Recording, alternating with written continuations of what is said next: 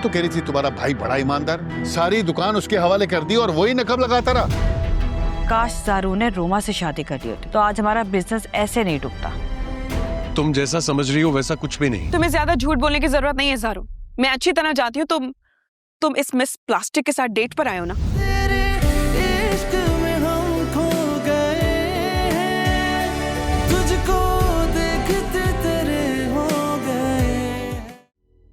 अरे क्या हो गया? मेरी बात सुनकर इतनी हैरान परेशान क्यों हो गई हो? घर में 4-4 गाड़ियां, मेरी गाड़ी पे क्यों शामत आई हुई है? कोई भी एक गाड़ी उठाओ और बेच दो। हाँ तो दो तो उसमें से बिक रही है ना। तुम ऐसे क्यों बात कर रही हो जैसे तुम अपनी गाड़ी चलाती हो? तुम तो हार्डली उस गाड़ी को ड्राइव करती हो, तुम्हारे पास तो लाइसेंस भी नहीं है अब तक। क्या मतलब है? अरे भाई इसका मतलब ये थोड़ी है कि मैं कभी भी गाड़ी नहीं चला सकती। मैं एक बार फिर से क्लासेस ले लूंगी और ड्राइविंग सीख लूंगी।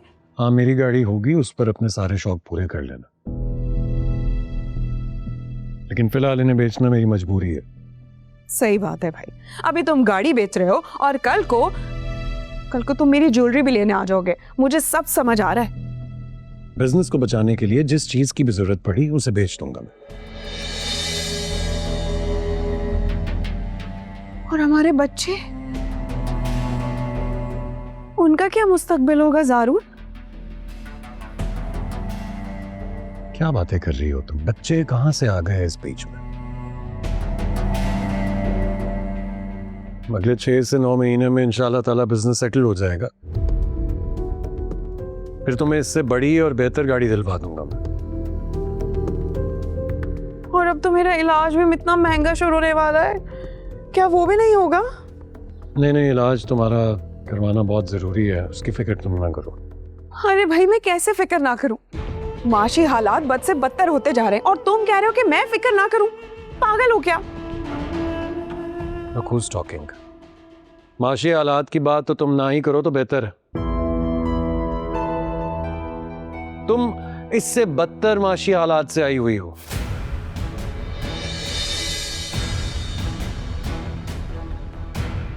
कोई मुंह में सोने का चमचा लेकर पैदा नहीं हुई थी तुम।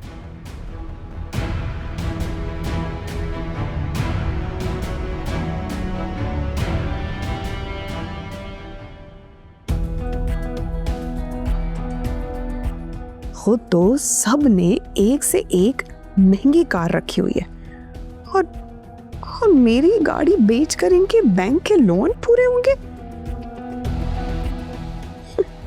जानती नहीं हूं क्या मैं?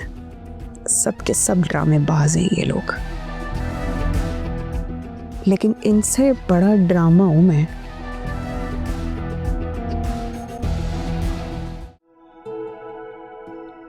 अब हम अल्लाह के घर जा ही रहे हैं तो हमें अपने दिल बिल्कुल साफ करके जाना चाहिए।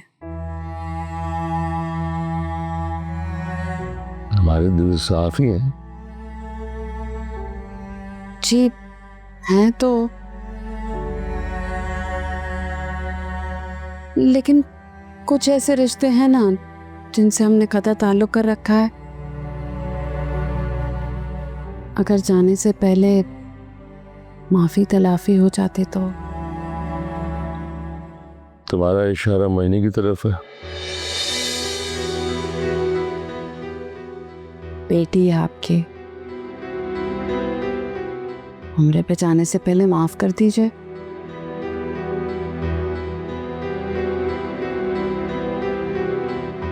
समीना माफ तो मुझसे कर चुका हूं कि इससे ज्यादा मैं कुछ और नहीं कर सकता, और तुमसे भी दरख्वास्त है कि आइंदा इस बारे में बात मत करना मजीद। अल्लाह करे कि ये सफ़र जो हमारे लिए बाइस बरकत बने। इससे कंफर्म कर लूँ, चीज़ें मैंने मंगवाई थी।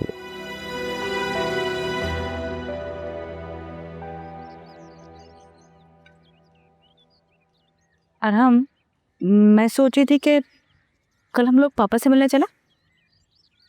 मिलाओ, इसमें पूछने की क्या बात है? Thank you so much. आप हमेशा मेरी बात को समझते हैं, मेरा साथ देते हैं। शौहर हूं तुम्हारा। वैसे तुम्हारे पापा से बात हुई थी मेरी, काफी बेहतर लग रहे थे, मगर अपने बिजनेस की वजह से परेशान भी थे। बिजनेस की वजह से तो पापा और मामा दोनों ही बहुत परेशान हैं। उस वक्त अगर मामलात संभाल लिए होते तो आज तुम्हारी कंपनी इस तरह दिवालिया के करीब ना होती। क्या दिवालिया? ये क्या कह रहे हैं आप?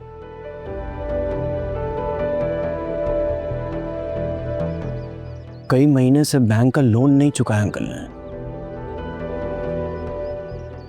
इतना सब कुछ हो गया, मुझे किसी ने कुछ बताया तक नहीं। अंकल खुद ही हैंडल करने की कोशिश कर रहे थे और ये मामलात सुलझ भी जाते, लेकिन उन्होंने सबसे बड़ी गलती ये की कि अपना आखिरी सरमाया इंटरनेशनल स्टॉक मार्केट में लगा के डुबा दिया। ओह गॉड, ये तो बहुत बुरी खबर है। तो क्या इसलिए पापा को हार्ट अटैक हुआ था? देखो, ये सारी बातें मैं तुमसे करना नहीं चाहता था। मैं बस ये चाहता था कि तुम मेंटली तौर पे प्रिपेयर रहो कि खुदा ना करे अगर उनकी कंपनी का दिवालिया हो जाता है तो तुम मेंटली प्रिपेयर रहो। लेकिन अरहम, अब क्या होगा? पापा क्या करेंगे? अभी सोल्यूशन तो है, लेकिन इतना फेवरेबल नहीं रहा मुझे। कल जाएंगे तो देखेंगे क्या हालात है। प्लीज प्लीज अरहम, आप इस टाइम पे मेरी फैमिली को हेल्प आउट करें ना। ऑफ कोर्स, अगर जरूरत पड़ी तो बिल्कुल हेल्प करूंगा, लेकिन फिलहाल दुआ करो कि मामलात जल्दी बेहतर हो जाए। हाँ, इंशाल्लाह।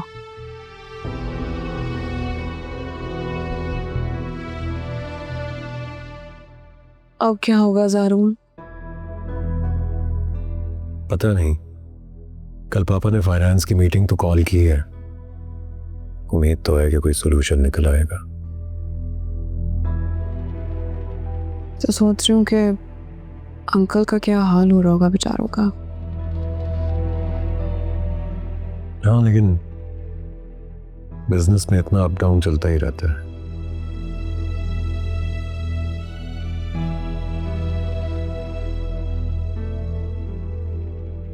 लेकिन इस बार तो तुम भी बहुत परेशान लग रहे हो, वरना कभी भी मैंने तुम्हें इतना टेंशन में नहीं देखा, खास तौर पे बिजनेस को लेकर। हाँ, क्योंकि पहले जिंदगी को सीरियस लेता नहीं था मैं। अब जिम्मेदारियों का एहसास हो गया। वैसे काफी कुछ बदल गया इस घर में और हमारे बीच में भी।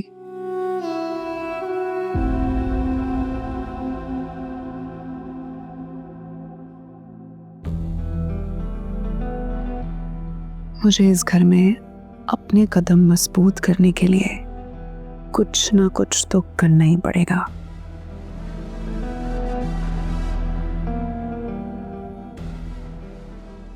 ज़ारून, मैं सोच रही थी कि क्या सोच रही थी? हम बेबी प्लान कर लें। Baby plan? हाँ, आई एम रेडी। देखो मोहिनी, मैं जानता हूँ इस वक्त हालात ठीक नहीं है, इसलिए प्लीज मेरे प्रेशर में आकर ये डिसीजन मत लेना। अगर तुम रेडी नहीं हो तो फिर तो बिल्कुल भी नहीं। हाँ, अब मैं तुम्हें और इंतज़ार नहीं कराना चाहती। मुझे लगता है कि हमारी ज़िंदगी एक बच्चे के बगैर अधूरी है। Thank you so much. तुमने ये बात करके मुझे मेरी जिंदगी की सबसे बड़ी खुशी दी है।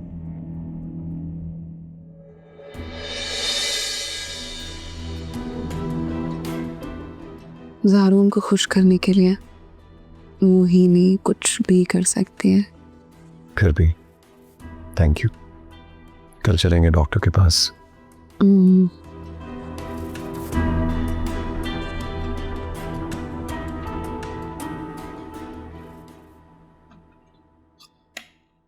मुस्कान, अब आ भी जाओ ना, बस आ ही रही है गाड़ी, 5 मिनट दूर है।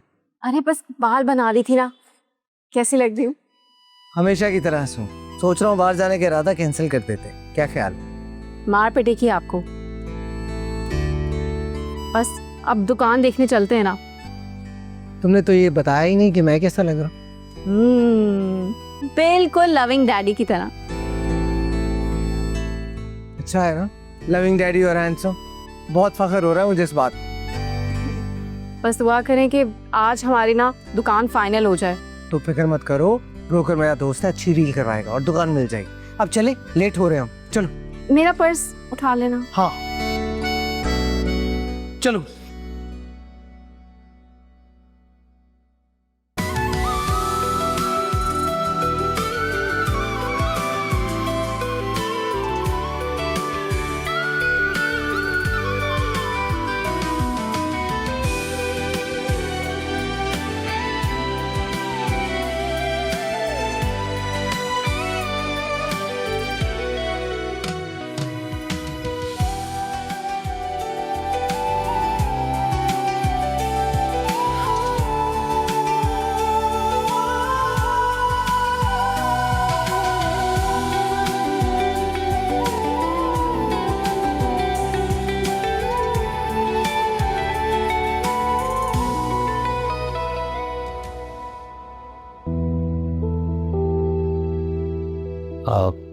डॉक्टर साहब, हम लोग बेबी प्लान करना चाह रहे हैं। ज़रा सी कॉम्प्लिकेशंस आ रही हैं, इसलिए आपकी हेल्प चाहिए थी।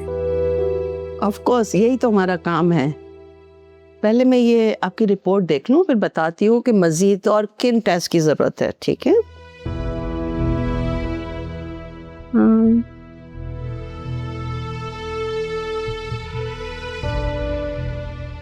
जी, मैंने आपकी रिपोर्ट पढ़ ली है। क्या आपको बताया गया था कि कुछ कॉम्प्लिकेशंस थी इनकी फाइनल रिपोर्ट में?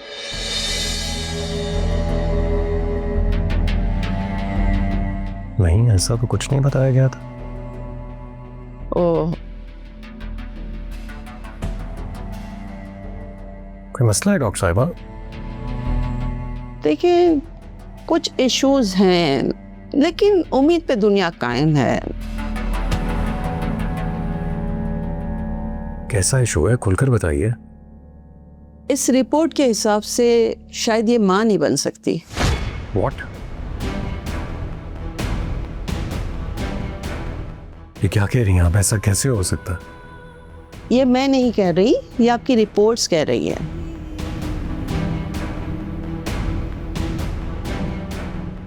लेकिन अगर आप चाहें तो आपकी तसल्ली के लिए ये टेस्ट दोबारा रिपीट भी करवाए जा सकते हैं। मेरी तसल्ली की बात नहीं है। आप कह रही हैं कि मोहिनी मां नहीं बन सकती, तो फिर पहली बार इसने कैसे कंसीव किया था? No, let me explain. देखिए, पिछली बार जो कॉम्प्लिकेशंस हुई थी वो हर बार 90% होने के चांसेस हैं। मैं ये कह रही हूँ बस। तो आप ये कह रही हैं कि इस रिपोर्ट की बुनियाद पर हम पेरेंट्स बनने का ख्वाब ही छोड़ दें? लेकिन जैसे कि मैंने आपको पहले भी कहा कि उम्मीद पे दुनिया कायम है, हम इनका इलाज कर सकते हैं। और मतलब आप ये कह रही हैं कि अगर इलाज होगा तो फिर तो ये कंसीव कर लेगी ना, और हेल्दी बेबी होगा। देखिए, ये तो कोई भी नहीं कह सकता, इसका रिस्क होता है।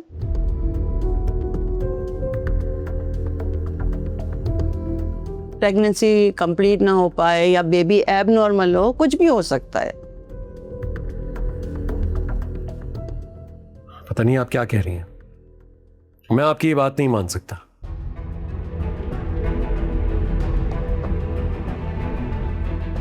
मेडिकल साइंस ने इतनी तरक्की कर ली है, इतनी प्रोग्रेस कर ली है अपनी फील्ड में, और आप ऐसी बातें कर रही हैं। चलो मोहिनी, इन डॉक्टर साहिबा को तो शायद हमारी फाइल रीड करनी ही नहीं आई। हम किसी और डॉक्टर के पास जाएंगे।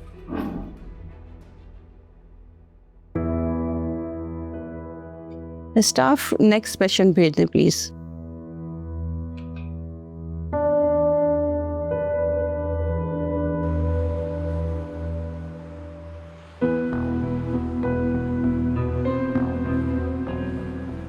ज़ारून, ये घर का रास्ता तो नहीं है, हम कहाँ जा रहे हैं? हम दूसरे डॉक्टर के पास जा रहे हैं। मुझे इस डॉक्टर की बातों पर यकीन नहीं आया। तुमने सुना नहीं क्या फजूल बातें कर रही थी वो? हम दोबारा चेक करवाएंगे किसी को बस। ये कहीं था। हाँ वो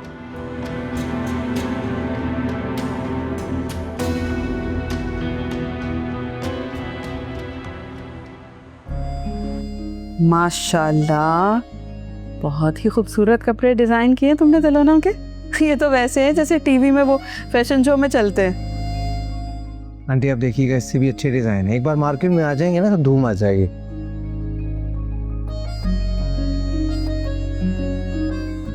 हाँ, लेकिन ये दुल्हनों के कपड़े तो काफी महंगे होते हैं ना बेटा। तो एक नई दुकान से इतने महंगे कपड़े कोई क्यों खरीदेगा? अभी हम इसे महंगा नहीं बेचेंगे ना, पहले कस्टमर बेस बनाएंगे, उसके बाद ही कीमत बढ़ाएंगे। लेकिन कारीगर तो ऐसे कपड़ों के बहुत पैसे लेते हैं, तो तुम लोगों का नुकसान ना हो जाए। नहीं आंटी, मैंने प्लान देखा है मुस्कान ने जो बनाया है। हाँ, मुनाफा कम होगा लेकिन नुकसान नहीं होगा। फिर ठीक है, नफा बेशक कम हो लेकिन नुकसान ना हो।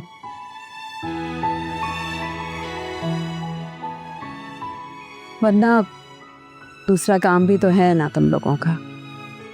बिजनेस में तो नफा नुकसान होता ही रहता है, और अगर बिजनेस में रिस्क ना ले तो फिर क्या फायदा। क्या हो गया है? माँ हूँ, परेशान होती हूँ इसलिए कह दिया। नुकसान की फिक्र थी, इतनी मुश्किलों से तो नाम बना रहे हो तुम लोग अपना। आंटी आप फिक्र मत करें, आपने बस मक्का मदीना जाकर ना हमारे लिए ढेर सारी दुआएं करी, सब इंशाल्लाह अच्छा होगा। इंशाल्लाह इंशाल्लाह, ये कोई कहने वाली बात है? माँ बाप तो हमेशा ही दुआएं करते हैं ना बेटा। अच्छा, एक सेकंड। ये अदन के नाना जान ने उसके लिए कपड़े भेजे। इसकी क्या ज़रूरत थी? आए दिन अयान कभी फ्रॉक ले आते हैं, कभी जंपर ले आते हैं। अदन की अलमारी ना भरी हुई है उसके कपड़ों से। ये बातें जरा जाके अपने अब्बा के सामने तो करना, तो फिर मैं देखूं। हैं? अरे मोहब्बत और खलूस से भेजे हैं, बस बात खत्म। तो इसलिए कह रही थी कि बस खामखा आप लोगों का खर्चा ना हो। इतने गए गुजरे भी नहीं है कि 2 जोड़े खरीद के हमारा दीवाला निकल जाएगा। ऐसी बातें करती हो। नहीं नहीं, इसका मतलब ऐसा नहीं था, बस ये नहीं चाहती कि आप लोगों का खर्चा हो।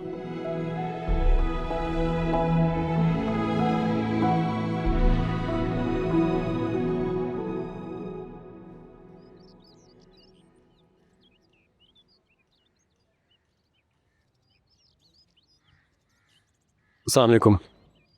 वालेकुम अस्सलाम। सुबह से इसके साथ थे ना तुम, तभी हमारी कॉल भी नहीं अटेंड की। डॉक्टर के पास गए हुए थे इसलिए फोन साइलेंट पे था। सिर्फ फोन ही नहीं, तुम्हारा दिमाग भी साइलेंट पे लगा रहता है। तुम्हें एहसास भी? तुम्हें आज ऑफिस जाना था। ऑफिस में मैनेजर रखा हुआ है, जब किसी पर्सनल काम में बिजी होते हैं वो डील कर लेता है हर मैटर को। तुम्हारी आज फाइनेंस वालों के साथ अहम मीटिंग थी, सारे बिजनेस को रीस्टैब्लिश करने के लिए, और कितना जरूरी था वहां जाना तुम्हारा। भूल गई क्या? गॉड, मैं बिल्कुल भूल गया, मेरे जहन से ही निकल गया। हाँ, भूल तो तुम जाते हो, और ये भी भूल जाते हो कि तुम एक बेटे हो। तुम्हारा एक बाप है जो बूढ़ा हो रहा है, बीमार है आजकल, और उससे तुमसे उम्मीदें हैं सिर्फ। सॉरी मॉम, मैं हाँ, इस बात की सॉरी कि हमने तुमसे उम्मीदें लगा रखी हैं। हम तुम्हारे पेरेंट्स हैं और तुम्हारा बाप बीमार पड़ गया है और पीछे काम संभालने वाले सिर्फ एक तुम ही अकलौते बेटे हो। मैं अभी जाकर बाबा से सॉरी भी कर लेता हूँ और इस मीटिंग को कल के लिए सेटअप कर लेता हूँ। बस कोई जरूरत नहीं है ज्यादा एफिशिएंसी दिखाने की।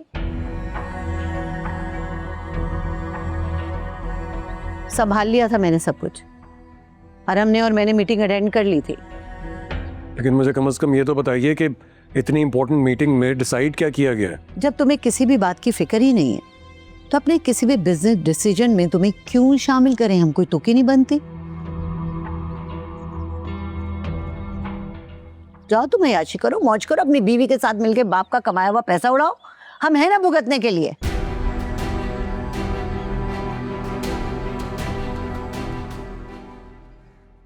देखा, अगर हम जल्दी आ जाते ना तो तुम्हारी इंपॉर्टेंट मीटिंग भी हो जाती। लेकिन तुम्हें ही शौक था डॉक्टर्स के पास दर बदर फिरने का, ले लेके घूमने का, और देखो अब सारे इल्जाम आ गया मुझ पर। अब प्लीज मोहिनी चुप कर जाओ, एक लफ्ज मत बोलो। अंदर आओ जरा।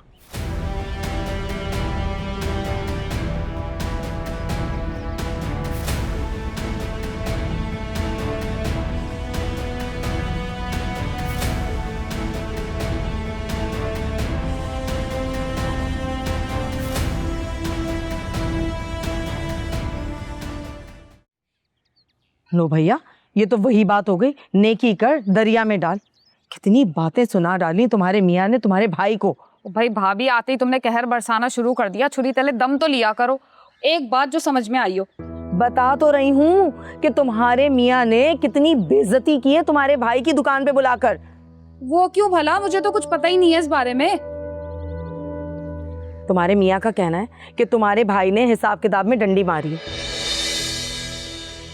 वो कह रहे हैं कि जी रोजाना की सेल उनकी लाख रुपए की होती है और 3 दिन की सिर्फ लाख रुपए की हुई है। तो क्या भाई ने सिर्फ लाख रुपए रखे हैं मिर्जा के हाथ में? नहीं, लाख से ऊपर ही दिया है, बल्कि शायद 2 के करीब करीब ही होगा। हे भाभी, क्या करते हो तुम लोग? बड़ी मुश्किल से एतबार किया था उन्होंने मेरे ऊपर। तूने क्या कहा था? तूने ये बात कही थी ना कि जितनी भी सेल होगी आधी तुम्हारी और आधी मिर्जा की। अरे तो बंदा सोच समझ के थोड़ी सी डंडी मार लेता है। 6,000 10-12 हजार का घपला तो पता नहीं चलता। मतलब तुम लोगों ने इतने पैसे चुरा लिए, तो लालच की भी इंतहा होती है भाभी। लो भैया, भला ऐसा सुनहरी मौका कहाँ मिलता हम लोगों को। अब बताओ बड़े मियाँ क्या रोज रोज सैर सपाटों पे जाते हैं? तुम्हें अंदाजा नहीं है कितनी बड़ी मुश्किल में डाला है तुम लोगों ने ये सब करके। अरे तो हम कौन से सारे पैसे हड़प कर गए?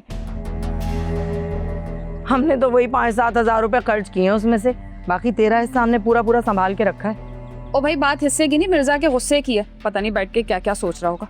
घर आके किस कदर ताने मारेगा तुम्हें अंदाजा नहीं है। अरे वो तो इतना कंजूस है ना, अपने दांत से पैसे पकड़ता है, एक एक पैसे का हिसाब रखता है वो। हो, अब ऐसा भी कोई बड़ा पहाड़ नहीं टूट गया। ये तो चंद हजार का नुकसान हुआ है, और वो जो करोड़ों का नुकसान हुआ था जब उनकी दुकान जली थी वो। ओ भाई, अपने हाथ का थप्पड़ ना इंसान सुकून से बर्दाश्त कर लेता है, पर कोई दूसरा उंगली भी उठा लेना तो बर्दाश्त नहीं होती है। ये हिसाब है मिर्जा का। चल ना, अब तू संभाल लेना किसी ना किसी तरीके से। अब ये भी बता दो कि तरीका क्या होगा, वो भी निकाल के चली जाओ।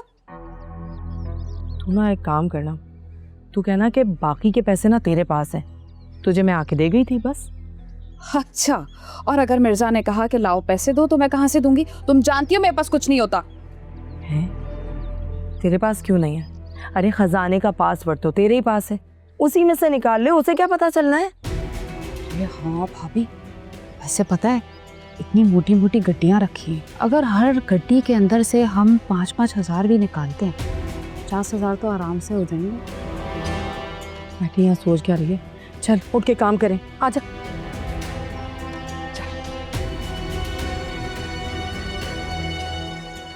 आजा, नजर रखना जरा।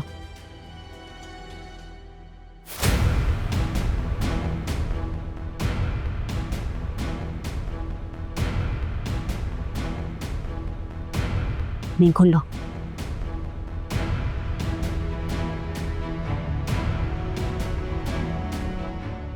हाय है, मुझे लग रहा है बुड्ढे ने पासवर्ड चेंज कर दिया। भाभी दोबारा कोशिश करो ना, हमने ज्यादा कोशिश की तो लॉक हो जाएगी।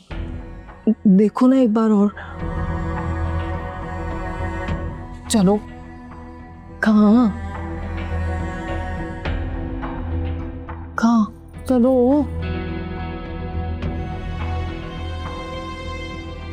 आई एम सॉरी पापा, मैं आप ऑफिस का ये काम नहीं कर सका। एक्चुअली मोहिनी की वजह से काफ़ी अपसेट रहा हूँ मैं, उसको हॉस्पिटल लेकर गया हुआ था। वो तो ठीक है बेटा,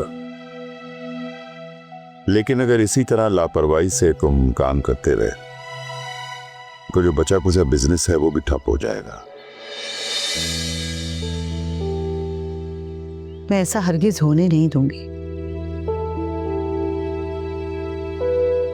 सारी जिंदगी मेहनत करके, पूरी जवानी लगा के हमने अपना बिजनेस स्टैब्लिश किया है।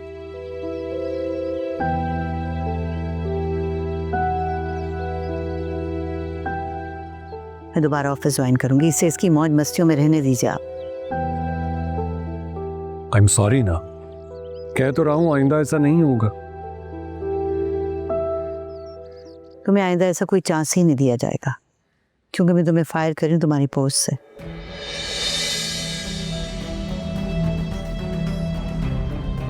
वैसे भी तुम्हें बताया था ना कि कंपनी से हम डाउन साइजिंग कर रहे हैं। आप ऐसा कैसे कर सकती हैं? बता तो दिया तुम्हें कि कंपनी में डाउन साइजिंग चल रही है। तमाम फालतू लोग और फालतू खर्चे सब माइनस। हाँ, लेकिन मैं इस कंपनी का सीईओ हूँ, आप मुझे फायर नहीं कर सकती। इसलिए कि तुम्हें किसी चीज से कोई इंटरेस्ट नहीं है सिवाय अपनी बीवी के। पापा देख लें आप, मॉम कैसे बिहेव कर रही है मेरे साथ, क्या कह रही है? ऐसा कुछ नहीं है।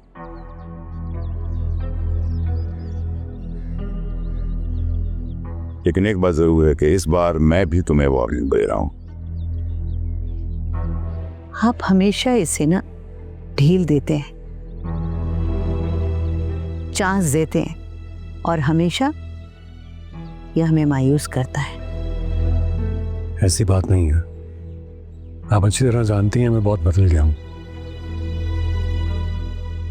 और बिजनेस के मामलात को बहुत सीरियसनेस के साथ देख रहा हूं।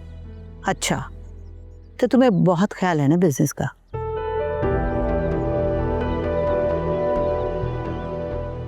तो करो ना सेक्रीफाइस तुम भी। बाप के पैसे पे तो बहुत अय्याशी कर ली। ठीक है, आप बताइए क्या सैक्रिफाइस करना है?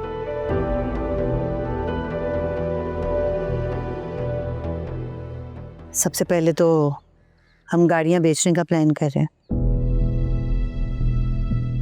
घर में सिर्फ 2 गाड़ियां रहेगी, एक तुम्हारे पापा की और एक तुम्हारी।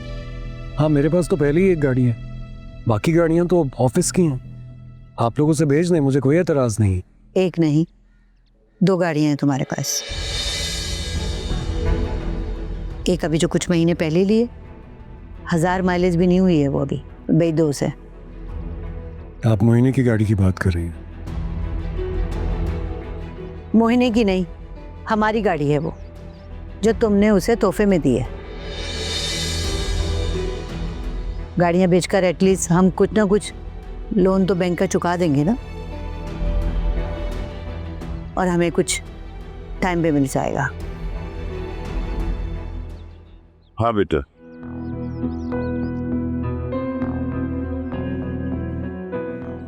कुछ लग्जरी गुड्स और फार्म लैंड्स ही, उन्हें बेचकर बैंक का कर्जा वापस करना है।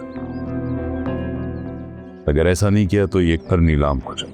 ना करे, मैं ऐसा कुछ भी नहीं होने दूंगा। आप बेफिक्र रहें, मैं कल ही जाकर गाड़ी भी बेच दूँ और फार्म लैंड्स को भी देख लेता हूँ। Don't worry, I will handle everything.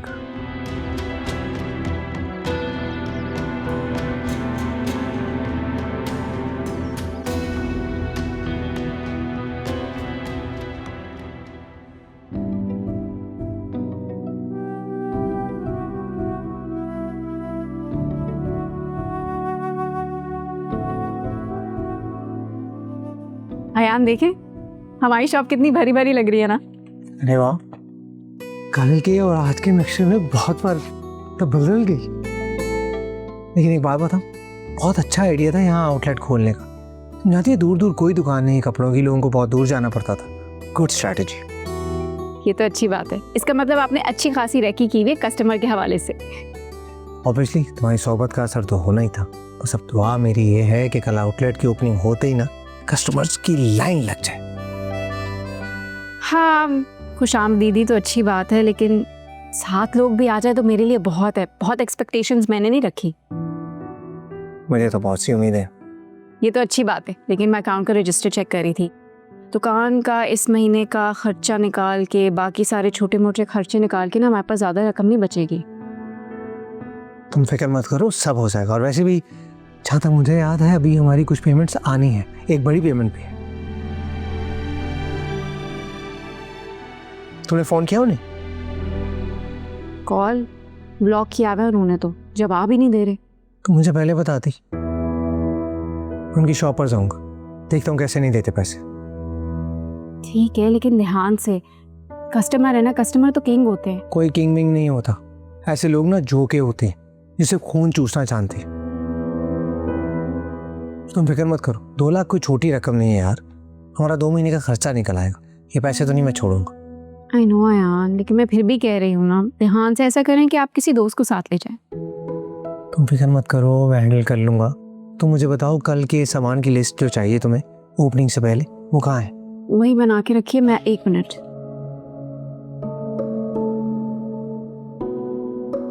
Akshay भाई है। हाँ ठीक है, फिर से कह रही हूँ, ध्यान से। ट्रस्ट मी, हो जाएगा।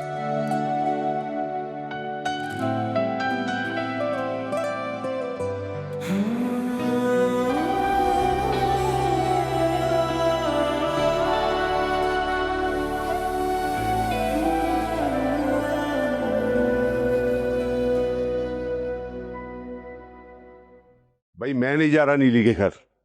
अगर दूल्हा भाई को गुस्सा आ गया और उन्होंने पुलिस बुला ली तो? अरे कुछ भी नहीं होगा, तुम डर क्यों रहे हो इतना?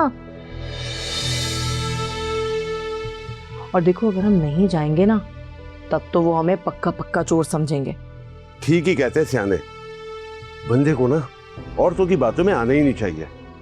अरे गुद्दी में अकल होती है इनकी। तुम्हारी बातों में आकर पहली बार चोरी की और पकड़ा गया, और बेइज्जती अलग हुई दूल्हा भाई के सामने। पहली बार? तुम तो बड़े नन्हे चूजे निकले। और फैक्ट्री से जो तुम जुराबें और तौलिए चोरी कर करके मार्केट में बेचा करते थे, वो क्या था? बोलो बोलो। हाँ, तो वो तो 150 मिल जाते थे। अरे इस तरह हजारों का टीका तो नहीं लगाया किसी को मैंने आज तक। तो सीख जाओ ना हजारों के टीके लगाना। कब तक ये 150 की चोरियां करते रहोगे? और मरो मत, तुमने बस मेरे साथ रहना है, सब कुछ मैं संभाल लूंगी। अरे क्या संभाल लोगी तुम? दूल्हा भाई उड़ती चिड़िया के पर तक गिन लेते हैं। और मुझे तो डर है कि तुम्हारे चक्कर में कहीं नीली बेचारी को तलाक ही ना हो जाए। इंसान की शक्ल अच्छी ना हो ना, तो उसको बात जरूर अच्छी करनी चाहिए। और कुछ नहीं होगा नीली के घर को, हम जा रहे हैं ना, देखना इंशाल्लाह कामयाब वापस लौटेंगे। लेकिन मैं वहां जाके कहूंगा क्या? उफ मेरी माँ, जो पिछले 2 घंटे से मैं तोते की तरह पढ़ा रही हूँ ना, बस वही बोल देना, ठीक है? लेकिन अगर फिर भी दूल्हा भाई ना माने तो?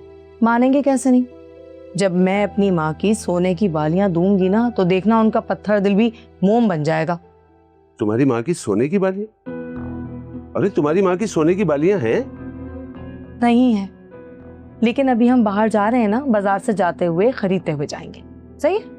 हाँ, और जैसे दूल्हा भाई को पता ही नहीं चलेगा कि ये सोने की है या नकली है। अरे भाई, उनको इतना परखने का मौका ही नहीं देंगे हम। मैं ऐसा गेम बिछाऊंगी ना कि वो उल्टा हमसे शर्मिंदा होंगे और हमसे माफी मांग के हमें भेजेंगे। और ये होगा कैसे? बस जैसे मैं कहूं तुमने वैसे ही करना है। बीच में तुमने कुछ नहीं बोलना। और हो सके ना तो अपनी शक्ल को ज़रा मासूम और मिस्कीनों वाला बना लेना, ठीक है? समझ गए? अब चले? चलो। उठो।